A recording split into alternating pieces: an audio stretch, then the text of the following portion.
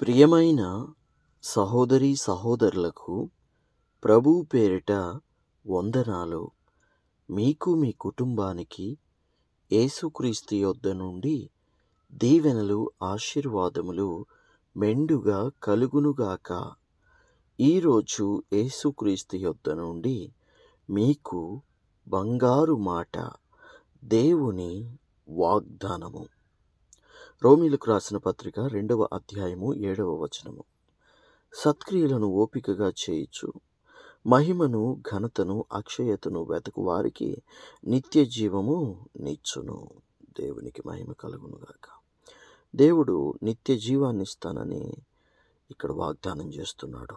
దేవుడు నీకు నిత్య జీవాన్ని ఇచ్చునుగాక. దేవుడు నీ బిడ్డలకు నిత్య జీవాన్ని ఇచ్చునుగాక. నీ వంశమునకు దేవుడు నిత్య జీవాన్ని ఇచ్చునుగాక. అయితే ఇక్కడ దేవుడు మాట్లాడుతున్నాడు, నిత్య జీవం కావాలి. మరి దానికోసం మనకి ఏం కావాలి? సత్క్రియ అంటే మంచి పనులు చేయాలి. అది ఎలా చేయాలి? ఓపికగా చేయాలి. మంచి పనులను ఓపికగా చేయాలి, ఓర్పుతో చేయాలి, సహనముతో చేయాలి. అంతేకాకుండా మనం ఈ లోకంలో వేటినో వెతకడం కాదు. మనకు కావలసినవన్నీ ప్రభువు ఇస్తాడు. కానీ మనం వెతకవలసింది ప్రభువు మహిమను వెతకాలి. ప్రభువు యొక్క ఘనతను కూడా మనము వెతకాలి. అక్షయతను వెతకాలి. అంటే క్షయము కాని దాన్ని వెతకాలి. ఈ ఒక్క వచనాన్ని బాగా అర్థం చేసుకోండి. 1-4 సార్లు చదవండి, అర్థం చేసుకోండి. ఒక్క వాక్యం కానీ మీకు అర్థమైతే మీకంటే ధన్యులు మరొకరు మాత్రం ఉండరు. దేవునికి స్తోత్రం కలుగునుగాక. మహిమ ఘనత అక్షయతను వెతకు వారికి నిత్య జీవమును ఇచ్చును. వీటిని మనం వెతకాలి.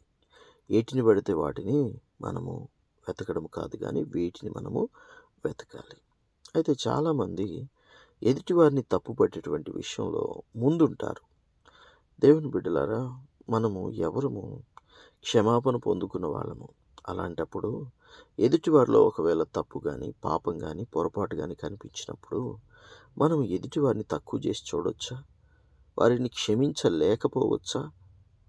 అలా కాదు కదా. దేవునికి స్తోత్రం. ఇదే అధ్యాయము 1వ వచనం నుండి మనం ధ్యానించుకుందాం. వాక్యం ఏం మాట్లాడుతుందో.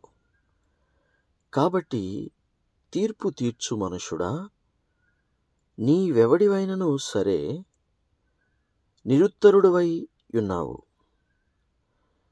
దేని విషయంలో ఎదుటివానికి తీర్పు తీర్చుచున్నావో దాని విషయంలో నీవే నేరస్తుడవని తీర్పు తీర్చుకొనుచున్నావు. ఏలయనగా తీర్పు తీర్చు నీవును అట్టి కార్యములనే చేయుచున్నావు కావా? అట్టి కార్యములు చేయు వారి మీద దేవుని తీర్పు సత్యమును అనుసరించిన అదే అని ఎరుగుదుము. అట్టి కార్యములు చేయువానికి తీర్పు తీర్చు వాటినే చేయుచున్న మనుషుడా, నీవు దేవుని తీర్పు తప్పించుకొందువని అనుకొందువా? లేదా దేవుని అనుగ్రహము మారుమనస్సు పొందుటకు నిన్ను ప్రేరేపించుచున్నదని ఎరుగక ఆయన అనుగ్రహ ఐశ్వర్యమును సహనమును దీర్ఘశాంతమును తృణీకరించుదువా? నీ కాఠిన్యమును మార్పు పొందని నీ హృదయమును అనుసరించి ఉగ్రత దినమందు అనగా దేవుని న్యాయమైన తీర్పు బయలుపరచబడు దినమందు నీకు నీవే ఉగ్రతను సమకూర్చుకొనుచున్నావు. ఆయన ప్రతివానికి వాని క్రియల చొప్పున ప్రతిఫలమిచ్చును. దేవునికి మహిమ కలుగునుగాక. సత్క్రియను ఓపికగా చేయుచు మహిమను ఘనతను అక్షయతను వెతకు వారికి నిత్య జీవమును ఇచ్చును. మన క్రియలేనండి దేనికి? ప్రభు దగ్గర నుండి ఫలము తీసుకురావడానికి ఉపయోగపడేది మన క్రియలే. దేవునికి స్తోత్రం. మనం మంచి పనులు చేస్తూ ఉండాలి, ఓపికతో చేస్తూ ఉండాలి. ఇప్పుడు దాకా విన్నదేమిటి? మనం ఎదుటి మనిషి ఎదుట, అనగా ఎదుటి మనిషి విషయంలో త్వరగా తీర్పు తీర్చేస్తాం. ఇదిగో పలానా మనిషి ఇది అని సింపుల్గా అనేస్తాం. కానీ అలా అనుట వలన నువ్వు తీర్పు తీర్చుచున్నది అతనికి కాదు, ఆ వ్యక్తికి కాదు, నువ్వు తీర్పు తీర్చుచున్నది నీకే. ఎదుటివాని విషయంలో నువ్వు దేని విషయంలో ఏ విధంగా తీర్పు తీరుస్తావో, ఏ విధంగా నువ్వు మాట్లాడతావో, దేవుడు అదే విషయంలో నీ గురించి కూడా అలాగే మాట్లాడతాడు. ఎందుకంటే నువ్వు మాట్లాడావు కదా. దేవునికి స్తోత్రం కలుగునుగాక. కాబట్టి దేవుని బిడ్డ, ప్రతి ఒక్కరిని క్షమించడానికి ప్రయత్నం చేద్దాం. అలా దేవుని యొక్క సత్యమును మనము అనుసరించే వారిగా ఉందాము. ఇక్కడ ఎదుటివారికి తీర్పు తీర్చవలసినటువంటి సమయం వచ్చినప్పుడు ముఖ్యంగా ఏం జరగాలి అని ఇక్కడ ఉందంటే, అది ఎదుటివారికి తీర్పు తీర్చడానికి కాదు. ఆ సమయంలో నీవు మారు మనస్సు పొందుకోవడానికి దేవుడు నీకు అట్టి అనుభవాలను ఎదురయ్యేటట్లుగా చేస్తాడని వాక్యం చెప్తోంది. కనుక తీర్పు తీర్చేటప్పుడు వాళ్లకు తీర్చిన తీర్పునే నీవు తీర్చుకొని, ఏ విషయంలో నీకు లోపం కనపడిందో అప్పుడు మారు మనసు పొందుకుంటే అది ఎంతో ధన్యత, అది ఎంతో ఆశీర్వాదం, అది ఎంతో దీవెన. దేవునికి మహిమ కలుగునుగాక. 8వ వచనము నుండి, అయితే భేదములు పుట్టించి సత్యమునకు లోబడక దుర్నీతికి లోబడి వారి మీదికి దేవుని ఉగ్రత రౌద్రమును వచ్చును. దుష్కార్యము చేయు ప్రతి మనుష్యుని ఆత్మకు మొదట యూదునికి గ్రీకు దేశస్థునికి కూడా శ్రమయు వేదనయు కలుగును. సత్క్రియ చేయు ప్రతి వానికి మొదట యూదునికి గ్రీకు దేశస్థునికి కూడా మహిమయు ఘనతయు సమాధానమును కలుగును. దేవునికి పక్షపాతము లేదు. ధర్మశాస్త్రము లేక పాపము చేసిన వారందరూ ధర్మశాస్త్రము లేకయే నశించెదరు.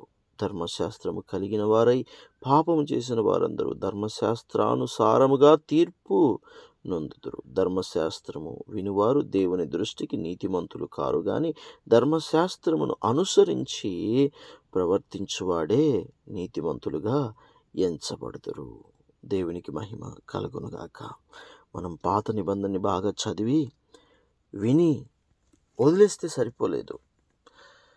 విన్నదాని ప్రకారం మనం జీవించాలి. అవునండి. ఇప్పుడు క్రొత్త నిబంధన వచ్చింది, ఇక పాత నిబంధనతో ఏం పని అనే మాట మనం మాట్లాడకూడదు. వస్తే పాత నిబంధనలో 10 ఆజ్ఞలు వెళ్ళిపోయాయా? నేను తప్ప వేరొక దేవుడు మీకు ఉండకూడదు, పైన ఆకాశం అందే గాని కింద భూమి అందే గాని భూమి కింద ఉండు నేల అందే గాని దేని రూపమునైనను విగ్రహమునైనను నువ్వు చేసుకొనకూడదు అనేది పోయిందా? నీ తల్లిని తండ్రిని సన్మానించుము అనేది పోయిందా? నీ పొరుగువానిది ఆశింపవద్దు అనేది పోయిందా? విశ్రాంతి దినమును పరిశుద్ధంగా ఆచరించుము అనేది పోయిందా? పోలేదు.